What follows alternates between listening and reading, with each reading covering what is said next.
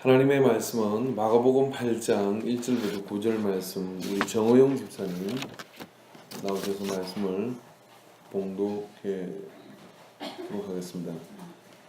마가복음 8장 1절부터 9절입니다. 신약성경 마가복음 8장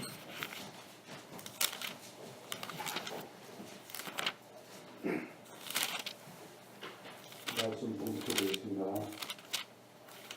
그 무렵에 또 큰 무리가 있어 먹을 것이 없는지라 예수께서 제자들을 불러 이르시되 내가 우리를 불쌍히 여기로라. 그들이 나와 함께 있은지 이미 사흘이 지났으나 먹을 것이 없도다.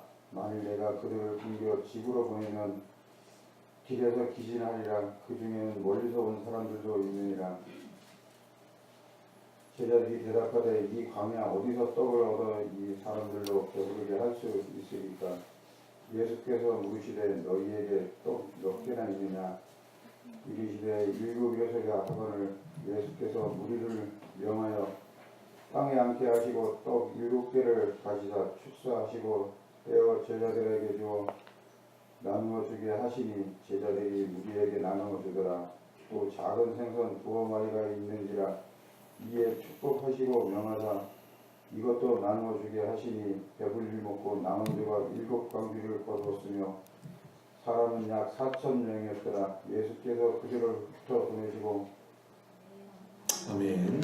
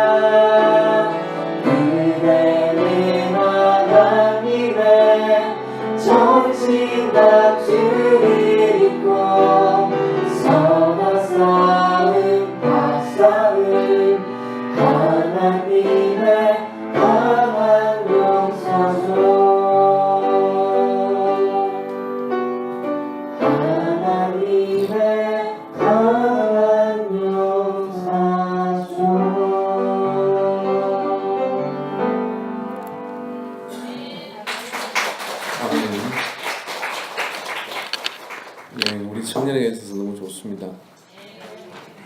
매주 볼 수 있으면 더 좋겠습니다. 청년들을 위해서 기도를 좀 많이 해주십시오. 제가 그 서산에 있을 때 보면 성현면에 그 감리교회가 있었는데 거기에는 공단도 없고 아무것도 없었어요. 그런데 그 목사님이 열심히 그 성도니 청년들을 위해서 기도하니까요. 그 시골인데 청년들이 주말이 되면 다 오는 거예요. 그래서 참 청년들이 참 많으니까 교회가 좀 튼튼하고 활력 있어 보이는 그런 은혜가 있었습니다. 자, 우리 유선한 다시 한번 인사합시다. 할렐루야. 네. 저하고 같이 하십시오. 그렇게 할렐루야 이렇게 쳐지지 말고요. 설 잘 보내고 떡 잘 먹고 뭐 다시 한번 힘내서 할렐루야. 명절 끝났잖아요. 예수는 해방이다 하고 1년에 뭐 2번은 치러야 되는 거니까 그렇게 하면 좋을 것 같습니다. 최근에 목사니까 아무래도 그런 질문들을 많이 받습니다. 설교 시간이 몇 분이 적당한가?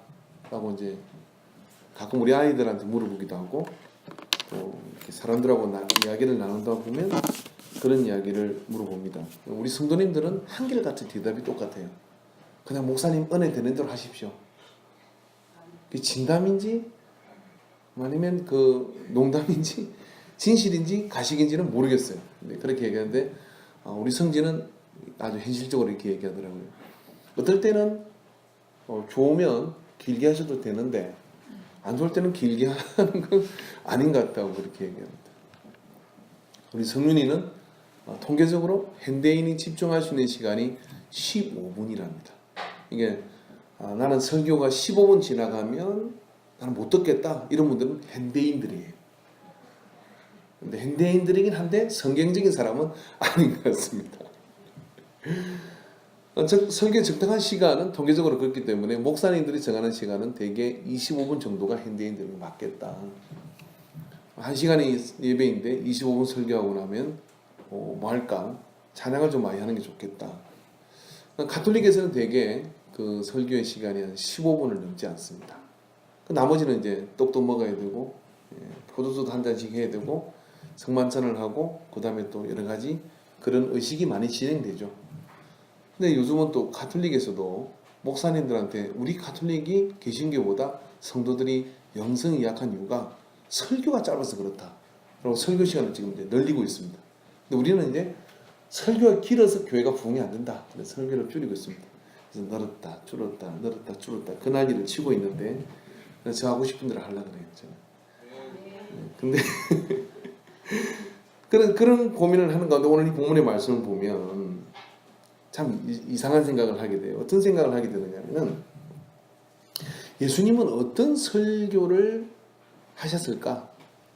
예수님이 어떻게 설교를 하셨기 때문에 거기에는 멀리서 온 사람도 있었다 그러고 3일을 광야에서 예수님과 함께 기거를 하고 있는 거예요. 예수님이 무슨 거기서 돈 버는 방법을 가르쳐 준 것도 아니고 예수님이 거기서 무슨 기술을 가르쳐 준 것도 아니고 오직 예수님께서 설교하신 것이죠. 그래서 밤에 주무셨겠지만은 그렇게 3일을 이 4,000명이 넘는 사람들이 마이크도 없고 좋은 CD도 없고 찬양팀도 없고 그런데 예수 그리스도의 그 말씀에 집중을 하고 있습니다. 몰입을 하고 있는 거예요. 그렇게 몰입을 하고 있는데 예수님이 걱정되는 것이 있었어요. 그게 뭐냐면 만일 내가 3절에 보니까 그들을 궁교 집으로 보내면 이제 좀 집으로 돌아갔으면 좋겠는데 교회가 그렇더라고요. 제가 가만히 보니까 여러분은 의식하는지 모르는지 모르겠습니다만은 주일날 11시 예배가 은혜가 충만하고 말씀이 뭔가 충만하면 집에라 사람들이 잘 안 가요. 근데 은혜가 충만하지 않거나 되게 좀 뭔가 이상하다 싶으면 축도 전에 도망가는 사람이 생깁니다. 그 다음에 밥 먹기 전에 도망가는 사람이 더 많아지고 오후 예배 때는 썰렁해집니다. 이게 그런 흐름인 것 같아요. 그래서 오늘 저도 열심히 설교를 하려고 그래요. 어떻게든 좀 저녁에 뭐 오늘 하영이 집사님이 식사 준비를 해서 밥 안 먹고 와서 굉장히 후회입니다. 꼭 드시고 가는 게 좋을 것 같고 저 주방에 사과도 있습니다. 사과도 많이 먹고 가십시오. 근데 뭐라고 설교를 할게 3일 동안 이 사람들이 예수님 말씀에 몰입을 해서 밥 먹는 것도 예수님 보시기에 가다가 저 사람들 쓰러지면 어떡하나 할 정도로 하나님의 말씀에 몰입을 시키셨다.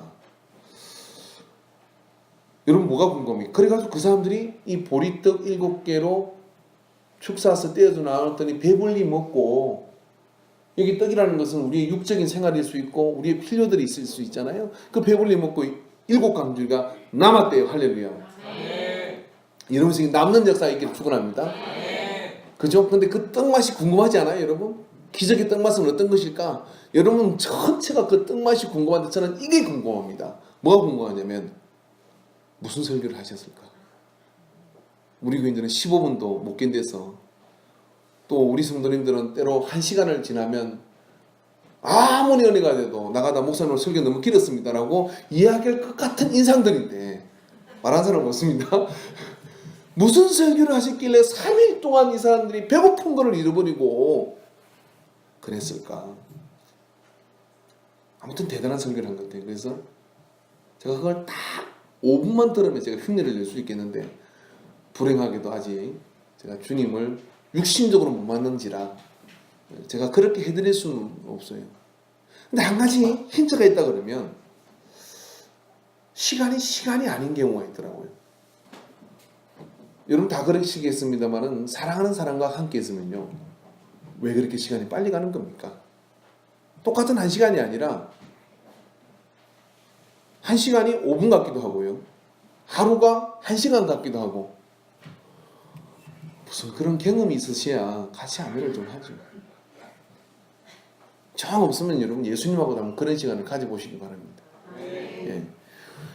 그럴 때로 배고픈 것이 배고픈 게 아니라 배고픈 것도 잃어버릴 것 같은 그렇게 매료되는 그런 시간이 있는 것이죠. 어떤 사람이 이것이 게임일 수 있습니다.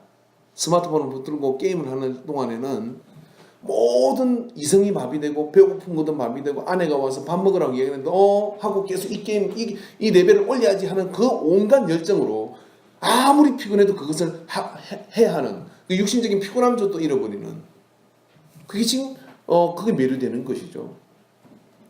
또 다양한 것들이 있을 수 있습니다. 어떤 사람은 도박일 수 있고요, 어떤 사람은 뭐 등산일 수도 있겠고, 뭐 주중에 그렇게 피곤한데 주말이 되면 자의를 메고 암벽을 타야 직성이 풀리는 그런 사람도 있잖아요. 그렇게 나를 육신적인 욕망 자체도 잃어버릴 정도로, 육신적인 욕구 자체도 그렇게 잃어버릴 정도로 나를 마비시키는 그 무엇이 하나님의 말씀이면 이야기는 전혀 달라지는 거예요. 그렇게 나를 육신적인 그 욕구, 기본적인 욕구까지도 그냥 별로 추구하고 싶은 마음이 안 드는 그 매력 있는 그 무엇이 하나님 말씀이면 기적의 빵을 먹을 수 있는 겁니다. 오늘 강야에 모여 있는 예수님과 함께 이 3일을 기거했던 이 무리는 그 말씀이 무엇인지는 우리는 모르지만은 예수께서 그들에게 이러한 경지까지 그들을 끌어간 겁니다.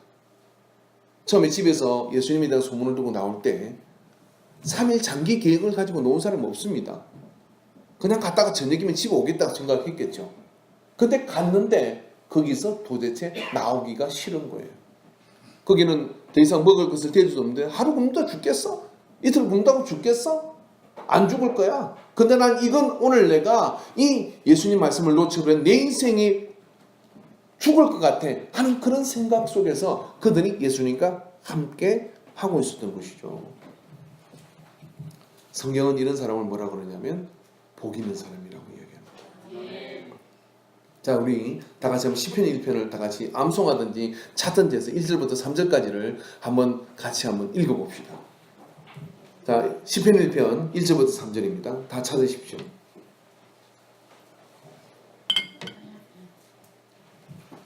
성경이 이런 사람을 복 있는 사람이라고 말해주고 있어요. 같이 읽읍시다. 시작. 복 있는 사람은 악인들의 꾀를 따르지 아니하며 죄인들의 길에 서지 아니하며 오만한 자의 자리에 앉지 아니하고 오직 여호와의 율법을 즐거워하여 그의 율법을 주야로 묵상하는도다. 그는 시냇가에 심은 나무가 철을 따라 열매를 맺으며 그 잎사귀가 마르지 아니한 것 같으니 그가 하는 모든 일이 다 형통하리로다.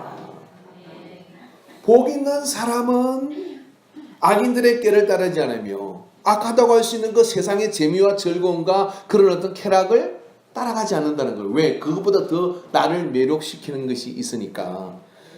또 죄인들의 길에 서지 않는다는 거예요. 믿는 사람이 추구하지 말아야 될 그것이 기웃거려지지가 않는다는 거예요. 아이 저까지 것 나는 저거 하기 싫어. 난 저런 데 빠지기 싫어. 나는 저런 것으로 시간과 세월을 낭비하는 게 너무 싫어. 그런데 매이는 것이 있는데 그게 뭐냐면 오직 여호와의 말씀을 즐거워해서 그의 말씀을 주야로 묵상하는 도다. 누굽니까? 말씀에 매료되어 있는 사람이죠. 말씀에 중독되어 있는 사람이에요. 그런데 그런 사람이 어떻게 되느냐면 시냇가에 심은 나무가 철을 따라 열매를 맺으며, 열매를 맺는 것은 물리적인 열매입니다. 열매를 맺는 것은 육신적이고 우리가 손으로 만져질 수 있고 우리가 느낄 수 있는 실제적인 그런 삶의 풍요로움들입니다. 그러니까 광야에 예수님과 함께 앉아서 3일을 지냈던 이 사람들이 배가 부를 정도로 먹어봤던, 사실 이 사람들은 그 당시 로마의 어떤 그런 가한 세금 때문에 사실은 배가 부르도록 뭘 먹어본 적이 없어요. 항상 빈곤하고 항상 배고프고 겨우 연명하는 수준의 그런 어떤 이 줄인 위라고 그러면 그들은 예수님과 함께 지극히 줄여서 쓰러질 것 같은 그 광야에 모여있는 이 시기 동안에 너 먹어라 나 먹어라 그러면서 같이 배부르게 먹고 7강주리가 남는 그런 기적을 그들은 경험했다는 거예요. 그것처럼 시냇가에 심은 나무가 철을 따라 열매를 맺으며 그 잎사귀가 마르지 않은 것 같으니 그가 하는 모든 일이 다 형통하리로다. 아멘. 정현숙들 아멘 하셔야 베트남 일이 잘 됩니다. 형통하리로다. 아멘. 이게 성경에서 말하는 복이 있는 사람이라고. 이게 성경에서 말하는 복 있는 사람, 복 있는 사람은 어떤 사람이냐? 쉽게 얘기해서 하나님의 말씀에 매료되어 있는 사람. 설교 시간에, 예배 시간에 하나님 말씀을 들으려고, 이 주일날 교회 나오면서도 내가 오늘 예배를 안 가면 그 말씀을 놓친다 하는 그 심정을 가지고, 사모함을 가지고 나오고, 내가 오늘 성경을 펼치지 않으면 오늘 내가 읽어야 될 성령의 음성을 내가 모른다 하는 그 사모함을 가지고 내가 핸드폰이든 이 종이로 된 성경이든 펼쳐서 한 절이라도 내가 읽고 내 마음에 채우려고 하는 그 열망, 그 매력, 그 중독성, 그게 있는 사람이 누구냐? 시편 1편에 복 있는 사람이라는 거예요. 그게 되어서 있던 광야 4,000명 이들이 바로 때가 아닌 그리고 장수도 아닌 그곳에서 농사 지을 수도 없고 뭔가 양식을 구할 수도 없는 그곳에서 놀라운 기적의 빵을 먹게 되는 겁니다. 예수님께 너희에게 떡이 몇 개나 있느냐 물을 때 7개 있습니다. 그러나 제자들이 이렇게 얘기합니다. 제자들이 대답하되 이 광야에서, 이 광야 여기 보십시오. 여기 떡집도 없고 여기 뭐 가게도 없고, 가게 있다고 우린 돈이 없고, 예. 어디서 떡을 얻어서 이 사람들을 배부르게 할 수 있으리까? 4,000명이나 이 사람들 머릿수를 세보십시오. 어린 자봐도 4,000명인데 이들에게 어떻게 저 사람들이 다 배부릴 수 먹을 수 있는 양식이 있겠습니까? 없습니다. 그렇게 얘기합니다. 근데 그들이 하나님 말씀으로 배가 부르니까 어떻게 되느냐면요, 주님이 보리떡 7개로 가지고도 그들을 넉넉하게 먹이시는 그런 기적을 베풀으셨어요. 어제인가 그 연휴라 이렇게 텔레비를 보니까 점집을, 마지막 집, 뭐 점집 중에서 제일 이렇게 좀 사람들이 찾는 데가 마지막 집, 돌다 마지막 집, 그 집이 제일 영험한 집인가 봐요. 고개를 끄덕이는 분들은 가보신 분들인가 봐요. 마지막 주유소도 들어봤는데 마지막 집은 누군데? 그럼 우리도 교회를 따지자면 이 마지막 교회 아닙니까? 그것도 괜찮은 것 같아요. 인생이 돌다 마지막으로 오는 교회. 근데 마지막 집인데 그 이제 저도 대충 그 자립하면 하겠더라고요. 딱 보면 그래서 90%가 돈 문제입니다. 돈이 없어 생기는 문제예요. 그래서 돈 때문에, 물리적인 어떤 그런 돈 때문에 생기는 그런 문제 때문에 고민을 안고 염려를 가지고 점집을 찾고, 오늘 여기에 있는 분들도 돈 때문에 또 예배를 드리는 사람들이 혹여 있을 수 있습니다. 그런데요, 돈을 쫓아가서는 그 문제가 해결되지 않아요. 정말입니다. 2차 대전 때 나치 수용소에서 있었던 일이에요. 나치 수용소에서 한 사람이 탈옥을 하면 7명을 지하 감옥에 갔습니다. 지하 감옥이라는 것은 그 수용소 마당에다가 사각으로 땅을 파고 사람이 기어올 수 없는 땅을 파고 거기다가 사람을 집어넣고 망을 위에다 얹는 겁니다. 그리고 물도 주지 않고 밥도 주지 않고 그냥 거기다 넣어놓는 거예요. 그렇게 10일 정도를 그렇게 집어넣어 놓으면 사람이 물을 먹지 못하면 어떻게 됩니까? 3일이면 거의 죽어요. 그리고 뭐 일주일, 7일 지나면 거의 살 사람이 없습니다. 그럼 되게 어떤 상황이 발생되는 것 같습니까? 거기 들어갔던 7명이에요.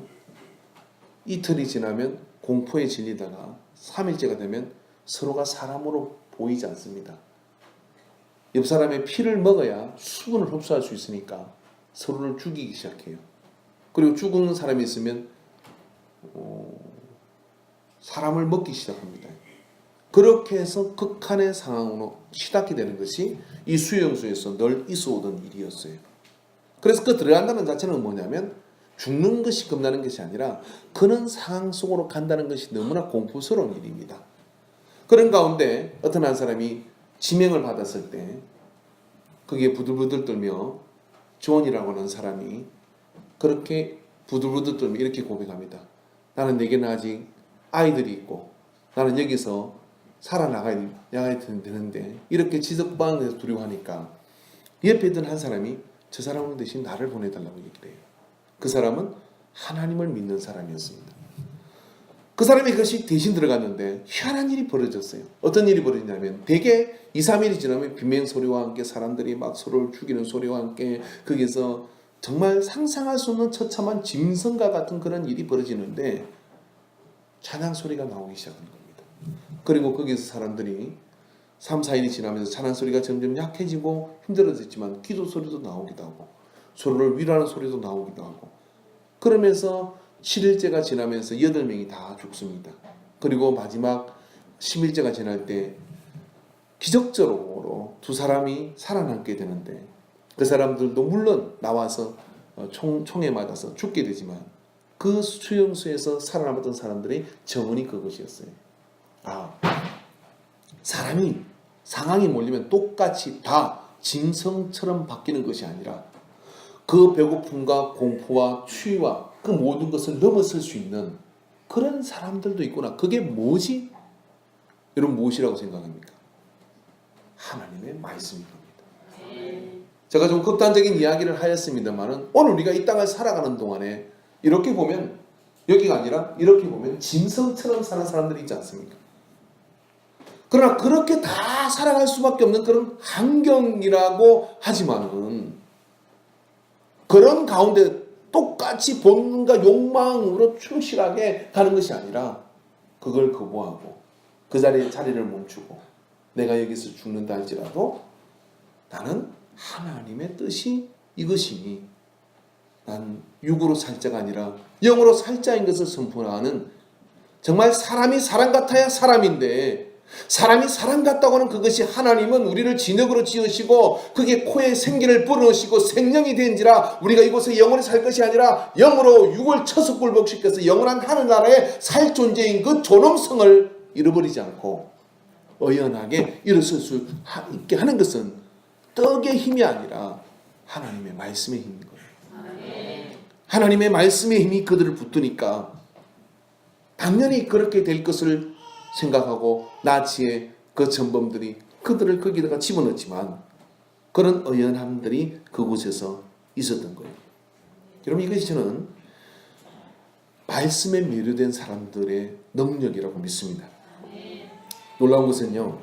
우리가 말씀에 매료되어지면 그 다음부터는요. 주님이 우리의 행편을 염려하시고 걱정하셔서 그때부터 주님이 책임지시는 거예요. 우리는 반대로 합니다.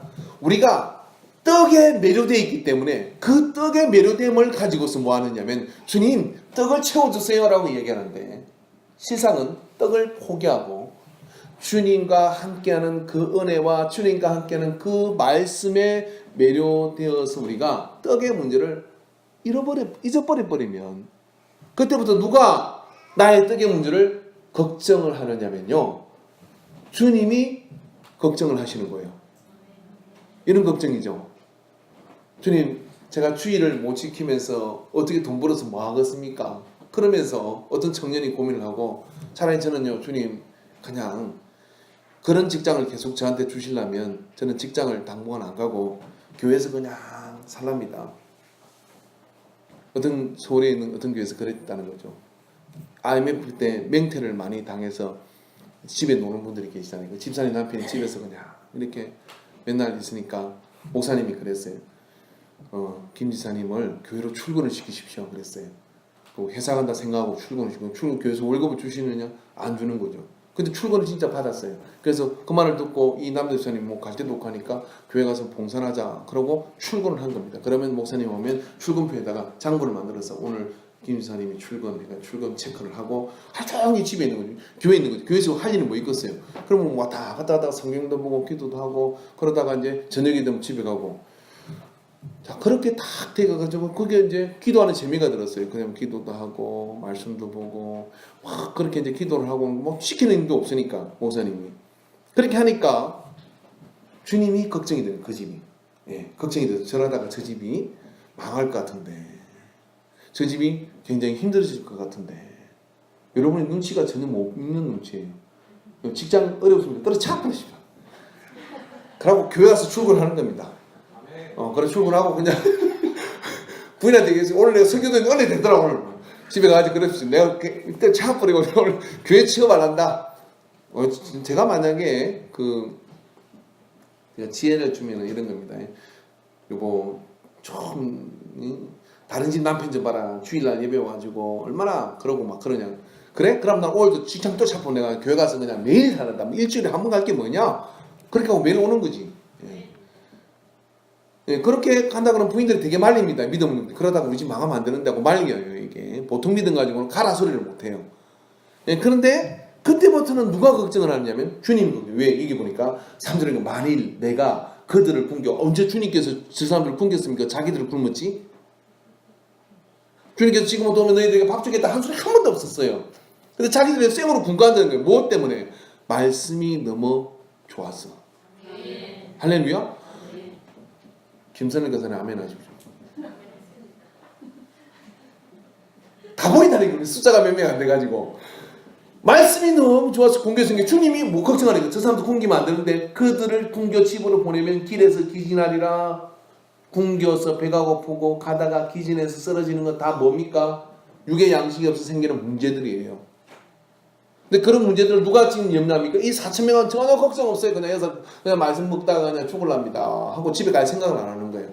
근데 예수님께서 딱 그 사람들을 보니까 이러다가 이 사람들 신문에 나게 생겼어요. 예수께서 광야에서 4,000명을 굶겨주겠더라. 영어 망하는 겁니다. 예수님 메시아 되기 전에 큰일 납니다. 그런 상황이 지금 발생하고 있으니까 주님께서 긴급 대책을 세운 거예요. 큰일 났다. 이 사람들이 이러다가 길에서 쓰러지면 큰일 났는데, 온 사람들, 멀리서 온 사람들인데 집에 못 갈 것 같아. 이 사람들이. 뭔 이야기인지 알아들으시겠습니까? 네.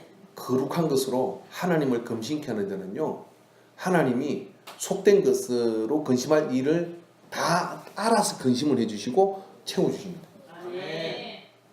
믿음이 없는 아멘이에요. 영혼 없는 아멘 하지 마시고 영혼 있는 아멘을 하시기 바랍니다. 네. 목사니까 그렇게 말하지가 아니라 진짜 저는 그런 증거들을 너무 많이 봤어요. 네. 주님이 성경에 말씀을 그랬잖아요. 주님이 걱정을 하신 거예요. 멀리서 온 성경이 큰일 났다. 제자들이 대답하대요. 주님, 예수님이라도 쫓아서 너희에게는 빵집 없습니다.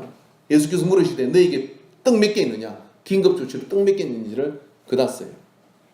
한 4,000명을 보고 쫀쫀하게 7개 걷어가지고 어떻게 하겠다는 거예요. 근데 그 7개 가져와라. 그러더니 그걸 축사하고 떼어서 나눴더니 7광주리가 남는, 배부르게 먹고 남는 그런 역사가 있었던 것이죠. 저는 여기에 지혜가 있다고 생각합니다. 어떤 지혜가 있느냐면, 우리가 거룩한 것에 몰입해서 속된 것으로 염려할 것을 하나님께 염려를 시키도록, 또 훈들 성도님들은 다 나가서 시편 1편에 복 있는 사람이 되기를 주의 이름으로 축원합니다. 할렐루야. 왜 그러냐면 신명기 8장 3절에 보니까요, 일찍이 모세가 이 깨달음을 얻었습니다. 신명기 8장 3절에 보니 그분이 너희를 낮추고 배고프게 하셔서 너희나 너희 조상들이 전혀 알지 못했던 만나로 먹이신 것은 너희로 겸손하게 해 사람이 빵으로만 사는 것이 아니라 여호와의 입에서 나오는 모든 말씀으로 사는 것임을 가르쳐 주시려는 것이었다.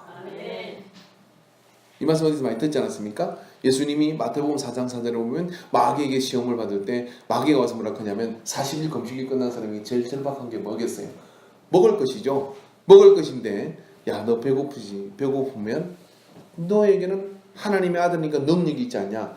돌이 변하여 떡이 되게 해서 빵이 되게 해서 먹어라. 김 모락모락 나는 빵이 되게 해서 먹어라 라고 얘기하니까 예수님이 그걸 거부하는 겁니다. 정말 40일 금식하고 먹을 것 절박하게 필요한데 사람이 떡으로만 살 것이 아니라 빵으로만 살 것이 아니라 하나님의 입에서 나오는 말씀으로 살 것이다.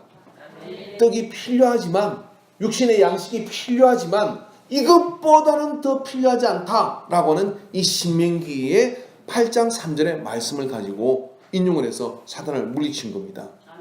이 교훈을 모세는 언제 받은 것이냐면 40년 광야 생활을 다 지나고 난 다음에 신명기는 뭐라고요? 모세의 유언집이에요. 40년 광야를 정리하면서 이스라엘 백성에게 남긴 마지막 당부가 뭐냐면 신명기입니다.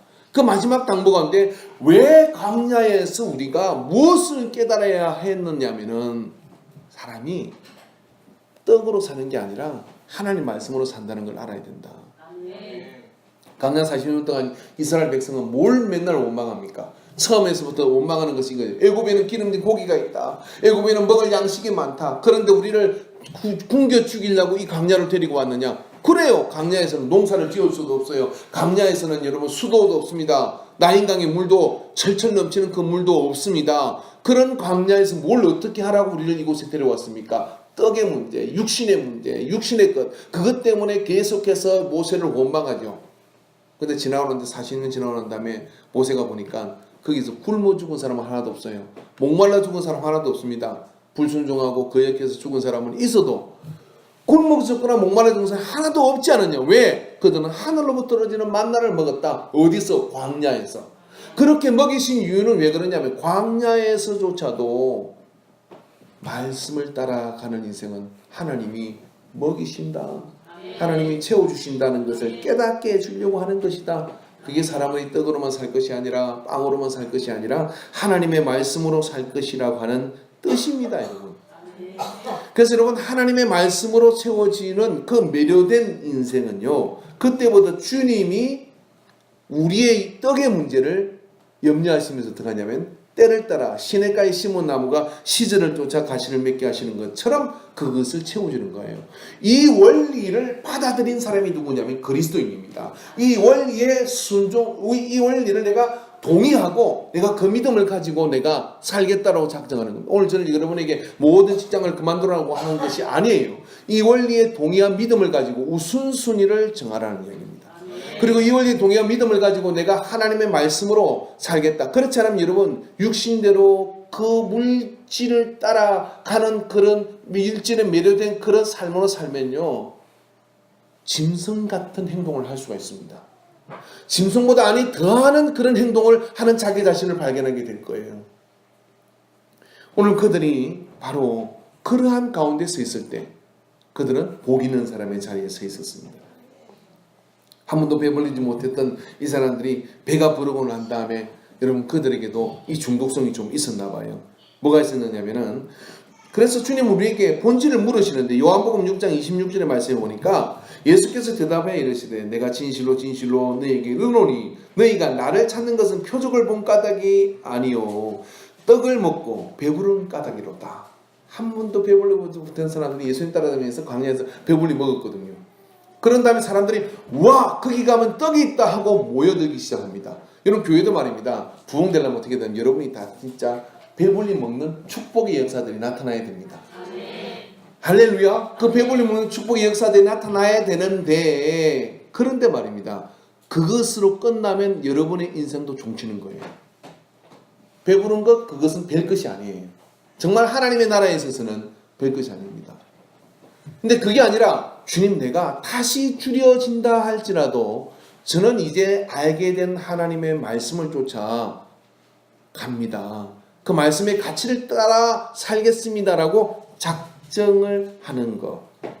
그래서 그 하나님의 은혜와 그 하나님의 말씀을 쫓아서 내가 매료된 것을 절대로 포기할 수 없습니다 하는 이 고백을 하는 자가 롱런 하는 사람입니다. 영생에까지 이르는 사람이고, 인생 전체를 통해서 어떻게 하냐면 전인적인 복도 그냥 복이 아니라 전인적인 복이 중요해요. 물질과 심령의 복과 영혼의 복이 충만하게, 이때는 눈을 뜨는 겁니다. 충만하게 그렇게 뭐 이렇게 받아져야 돼요. 할렐루야. 자, 여러분에게 세배는 안 오셨지만 제가 여러분에게 복을 빌어주고 싶습니다. 전인적인 복을 받으십시오. 할렐루야. 전인적인 그런 복의 역사들을 경험하게 되는 거예요.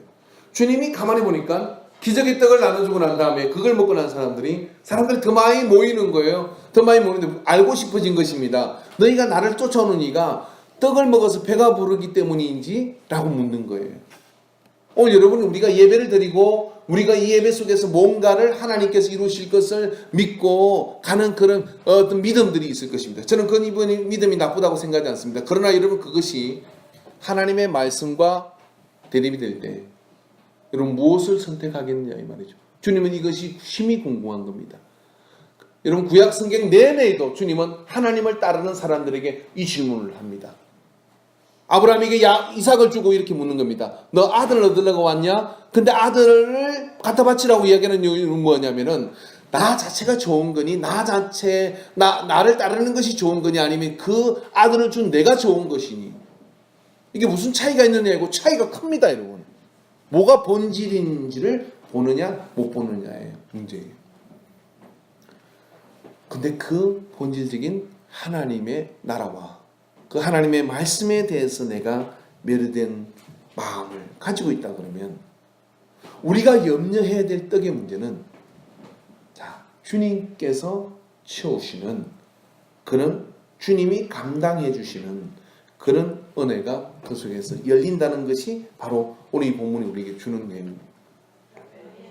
남은 것이 바로 7강줄이나 되는데, 그 남은 떡은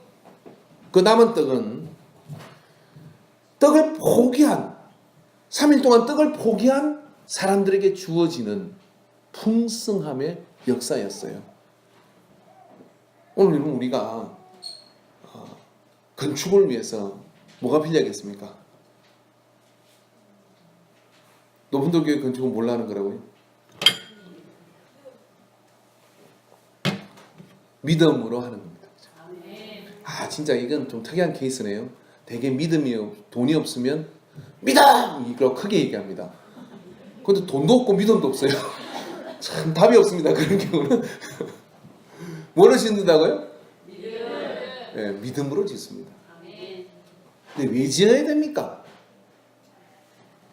저는 우리가 하나님을, 야, 높은돌 교회 큰일 났다, 빨리 건축을 해줘야 되겠다, 하나님이 물리적인 이 건축이 필요한 그런 근심을 시키면 하나님이 모든, 빌 게이츠를 감동을 시키가지고 하시든지 모든 방법을 동원해서 여러분이 일단 복을 받게 할 거고, 성년아 네가 아멘을 해라, 믿을 건 아들밖에 없다, 할렐루야. 복을 받게 해주세요 어떻게 해가지고 건축하게 하시는 거예요. 할렐루야. 그러면 우리가 하나님을 근심시킬 수 있는 것은 뭐겠어요? 이런 것이죠. 하나님, 높은돌 교회를 보니까 너무 말씀을 사모해요. 높은돌 교인들을 보니까 주야로 그냥 교회 와서 기도하는 사람들이 저렇게 많아. 그런데 공간이 부족해. 그런데 주차장이 부족해. 그런데 앉을 자리가 부족해.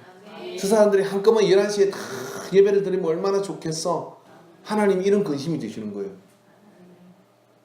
그러면 하나님이 건축을 할 수 있도록 여러분에게 복을 주실까요, 안 줄까요? 여러분이 이뻐서가 아니라 여러분이 그 일을 해야 되기 때문에 하나님이 연봉을 1억대로 올려주시든지, 하나님이 여러분의 가게의 11조만 하더라도 지금의 재정이 되게 하시든지, 정말요. 정말 믿음으로 그렇게 사는 사람이 우리 교회 1년 예산이 11조인, 계산이 11조인 사람도 있어요. 매달. 이걸 어떻게 해석할 거냐고요. 그런 역사를 하나님이 못 하실 것 같습니까? 하실 줄로 믿습니다. 그럼 그렇게 매료될 수 있는 뭔가가 우리에게 있어야 될 거 아니에요. 그래서 우리는 날 하나님 우리에겐 돈이 없어요. 우리에게 뭐가 없어요. 그래 하나님 우리에게 힘을 주십시오. 막 그렇게 기도하지만 그런 기도 하지 마십시오. 이거 해야 돼. 뭐 해야 되냐면 저는 말씀이 너무 좋습니다. 저는 예배가 너무 사모됩니다. 막 하나님 이 11시 이 안중에 있는 안중만 따십시다. 안중 팽택 뭐 이렇게 있는 예배가 쫙 들어지는데 하나님이 딱 볼 때 그 영광을 받으시는데 뭐 예배가 드는데 이렇게 올라다가 저끼리 막 그렇게 싸우고 이렇게 내려가는 데도 있을 거고 근데 저기 하양리에 거기 용굴에 보니까 그 교회에서는 예배가 드려지는데 막 올라가는 불꽃이 달라. 막 거기 드는 사람들은 막 10년과 영혼을 다해서 하나님께 막 예배를 하나님께 사모합니다. 막 그러면서 올라가는데 천국까지 그냥 직선으로 쫙 올라가는 그 불빛이 딱 보이는 거예요. 그래가지고 어떻게 하냐면 다른 데 도와주는 천사들이 다 그쪽으로 가가지고 하나님 큰일 났습니다. 저기 빨리 저기 건축이 필요합니다. 저런 데를 빨리 인프라를 구축해가지고 영혼들 다 망치지 않게 그리로 가도록 해야 됩니다. 그래갖고 하나님께서 건축을 시켜주는 이런 건축이 돼야 될 줄 믿습니다. 그러려면 뭐 해야 될까요? 여러분이 올해 1독을 하십시오. 성경을. 말로만 맨날 아멘 하지 말고 어떻게 돼요? 올해 마음의 작정을 해야 돼요. 이제 6월달 다 됐으니까 이제 10달 남았잖아요. 10달 동안 내년 2월달까지 뭐 하는 거냐면 이렇게 작정을 합니다. 하나님 나는 올해 내가 성경을 진짜 매일 입에서 떼지 않고 하루에 3장씩 읽어갖고 1독을 하겠습니다. 1독하면 뭐 하겠냐고요? 1독하고는 안 되는 여러분 설교 듣는 게 달라요. 말씀 예를 들는 게 달라요. 성경을 안 읽으니까 이 성경을 가지고 설교하는 저는 여러분한테 여러분 눈빛을 보면서 이걸 알까? 뭐 모세 이야기를 하면 하나 요셉 이야기를 하면 하나 뭐 마태 이야기를 하면 하나 막 그러는 거예요. 근데 여러분 보십시오. 수요일 저녁에 나오면 이게 신명기에서 같이 공부하니까 이렇게 얘기하잖아요. 신명기는 모세의 유언지입니다. 그러니까 아 그렇구나. 그러면서 그런 가운데서 이런 이야기를 한 것은 40년 정리를 했구나. 이게 딱 연결이 되잖아요. 성경을 읽는 거죠. 성경에 보면 은혜를 받겠지? 은혜를 받으면 어떻게 되겠습니까? 복을 받는 거예요. 할렐루야. 은혜를 받고 난 다음에 그 다음에 심령이 막 뜨거워지는 그런 가운데 예배를 드리고 그렇게 말씀에 매료되어 있는 그런 인생이 되니까 하나님께 저 사람들 저러다가 집에 안 가면 큰일 났다. 그래서 어떻게 합니까? 5일 일하고도 나는 남들 주일 다 제끼고 이래도 안 되는 그 연봉을 다 채워주시는 거예요. 이는 가서 주일날 가서 예배를 드리고 그 속에서 내가 받기를 원하는 그 영광을 마음껏 돌리라. 할렐루야. 여자들은 아멘을 크게 하십시오. 그냥 직장생활 하잖아요.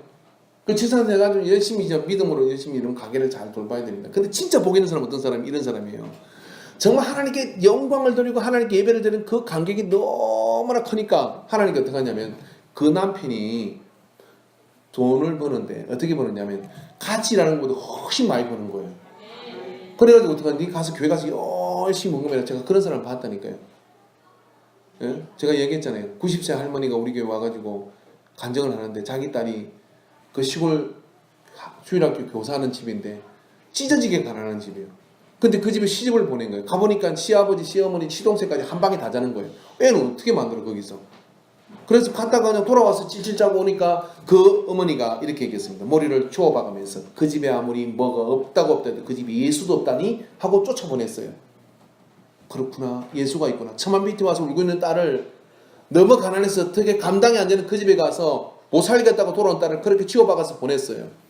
그 딸이 나이가 멀어서 권사님이 돼가지고 제 서산에 있을 때 교회 가서 간증을 하는데 그런 간증을 합니다. 남편이 참 점잖게 남편도 그 다음에 봤는데요. 정말 너무 멋지게 생기셨더라고요. 중소기업 사장이 돼가지고요. 공장을 하는데 이 부인은 한 달에 반은 중국에다 중국 선교를 하는 거예요. 남편이 그 일만 하래. 당신은 내가 벌어둔 돈 가지고 그 일만 하래. 그래서 그 일 하러 늘 중국 들락날락 하면서 저한테 인삼 액기시 이런 거 주고 왔거든요. 근데 그 일만 하면서 인생의 세월을 보내는 거예요. 어머니가 너무 감사하다는 거예요. 그때 머리 지어 박아가지고 없다고 해도 예수도 없다니까 보냈는데 그래서 예수님이 계시니까 이 청년 하나가 신실한 믿음 한 가지가 있는 거예요. 그 신실한 믿음 한 가지 있으니까 하나님께서 이 청년을 복 주시는 겁니다. 그래서 이분은 일 안 하고도 성교만 다녔더라. 복 없는 여자는 일해야 됩니다. 근데 여러분의 평생에 그런 꿈을 꿔보십시오. 할렐루야. 한번 그런 믿음을 한번 가져보십시오. 제발요. 뭐하면? 성경 일독하면. 성경을 일독하겠지? 그럼 설교가 들리겠지? 은혜를 받겠지? 심령이 변화되겠지? 복을 누리겠지? 그래서 교회 건축이 되는 겁니다, 여러분. 그래서 교회 건축이 되는 거예요. 참 남편이 아니면요, 아들이라도 믿음으로 키우십시오. 우리 김은수 집사님 전에 이야기하잖아요. 그분이 어머니가 근사님이라고 서울에 무슨 교회인데 건축을 하는데 어머니가 이분은 교회를 그래도 잘 안 갔나 봐요. 근데 어머니가 근사님인데 그 교회가 건축한다니까 80억을 그냥 푼돈 쓰듯이 교회 건축하라고 내놨대요. 믿음 없어요. 그냥 어머니가 교회 다닌다는 단 한 가지 이유 때문에. 그 어머니가 그냥 다니겠습니까? 열심히 은혜를 받고 다니겠죠. 아멘만 하십니까? 그래갖고 여러분 자녀들이 그런 자녀에게 놓을 줄 믿습니다. 그래도요. 여러분이 불쌍해서가 아니라 이 목사가 불쌍해서 여러분이 불쌍해서가 아니라 교회를 살려야 되니까 뭐하면? 성경을 일독하면. 오늘 여러분 성경 일독 작정하십시오. 하루에 3장 읽으십시오. 그리고 이 말씀을 자꾸 읽어보십시오. 읽으면요, 제가 봤다니까요. 성경을 자꾸 매일 읽으니까 이런 고백이 공통적인 고백이에요. 목사님, 전에는 설교를 들으면 정말 뭔 이야기인지 안 들려요. 그랬는데요, 성경을 읽으니까 저 말씀 내가 어디서 읽었는데 몇 장 몇 절은 몰라도 그 이야기가 그 이야기구나 하고 이렇게 되면서 설교에 집중이 되더라는 거예요. 설교에 집중이 되니까 성령도 받고 은혜도 받고 그러면 삶의 변화가 일어나는 겁니다. 가연아, 오늘 성경 일독하자. 아멘 해라. 할렐루야. 그 은혜 속에 우리가 누리기를 축원합니다. 기도합시다.